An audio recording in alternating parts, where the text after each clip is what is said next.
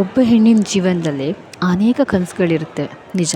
ಆದರೆ ತಾನು ತಾಯಿಯಾಗ್ತಿದ್ದೀನಿ ಎಂಬ ಸುದ್ದಿ ತಿಳಿದ ಕ್ಷಣದಿಂದ ಅವಳ ಜೀವನವೇ ಬದಲಾಗ್ತದೆ.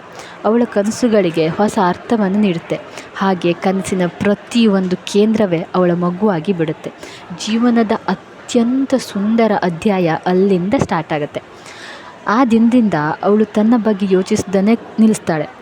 ತನ್ನ ಜೀವದ ಮಿಡಿತವಾಗಿರುವ, ತನ್ನ ಪುಟ್ಟ ಪ್ರಪಂಚವಾಗಿರುವ ಜೀವದ ಬಗ್ಗೆ ಜಾಸ್ತಿ ಯೋಚನೆ ಮಾಡಲಿಕ್ಕೆ ಸ್ಟಾರ್ಟ್ ಮಾಡ್ತಾಳೆ.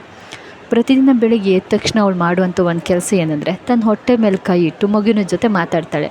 ಪ್ರತಿದಿನ ಮಗುವಿಗೆ ಚೆನ್ನಾಗಿದೆ ಅಂತ ಕೇಳ್ತಾಳೆ.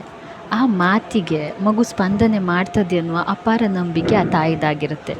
ಇನ್ನೂ ಮಗು ಲೋಕವನ್ನೇ ನೋಡಿಲ್ಲ, ಆದರೆ ಅದರ ಮೇಲಿನ ಪ್ರೀತಿ ಈಗಾಗಲೇ ಹುಟ್ಕೊಂಡಿರುತ್ತೆ. ಅದರ ಜೊತೆಗಿನ ಆ ಭಾವನೆ, ಅದ್ರ ಜೊತೆಗಿನ ಸ್ಪಂದನೆ ಈಗಾಗಲೇ ಹುಟ್ಕೊಂಡಿರುತ್ತದೆ. ಇನ್ನೊಂದು, ಸ್ಕ್ಯಾನಿಂಗ್ ದಿನ ಹತ್ತಿರ ಬಂದ್ರಂತೂ ಮುಗೀತು. ಮನಸ್ಸಿನಲ್ಲಿ ಖುಷಿಯ ಜೊತೆಗೆ ಒಂದು ಸಣ್ಣ ಆತಂಕ ಇರುತ್ತೆ. ಮಗುವಿನ ಆರೋಗ್ಯದ ಬಗ್ಗೆ ಇರೋ ಪ್ರಶ್ನೆ ಪದೇ ಪದೇ ಪದೇ ಪದೇ ನೆನಪಾಗ್ತಾ ಇರುತ್ತೆ.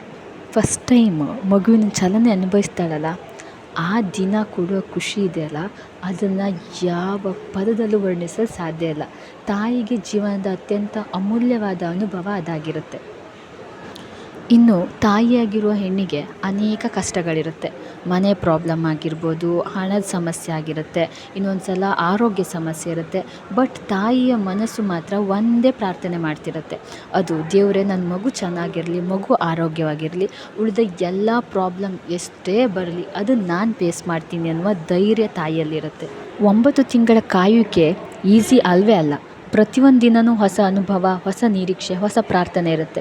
ಕೊನೆಗೆ ತನ್ನ ಮಗುವಿನ ಮೊದಲ ಅಳು ಕೇಳಿದ ಕ್ಷಣ, ಆ ಪುಟ್ಟ ಮುಖವನ್ನು ಮೊದಲ ಬಾರಿಗೆ ನೋಡಿದ ಕ್ಷಣ 9 ತಿಂಗಳ ಎಲ್ಲ ನೋವು, ಭಯ, ತ್ಯಾಗ ಎಲ್ಲವೂ ಒಂದೇ ಕ್ಷಣದಲ್ಲಿ ಮರೆತು ಹೋಗ್ತದೆ. ಅದಕ್ಕೆ ಹೇಳ್ತಾರೆ, ತಾಯಿಯಾಗುವುದು ಕೇವಲ ಒಂದು ಸಂಬಂಧವಲ್ಲ, ಅದು ದೇವರು ಒಬ್ಬ ಹೆಣ್ಣಿಗೆ ಕೊಟ್ಟಿರುವ ಅತ್ಯಂತ ಸುಂದರವಾದ ವರ.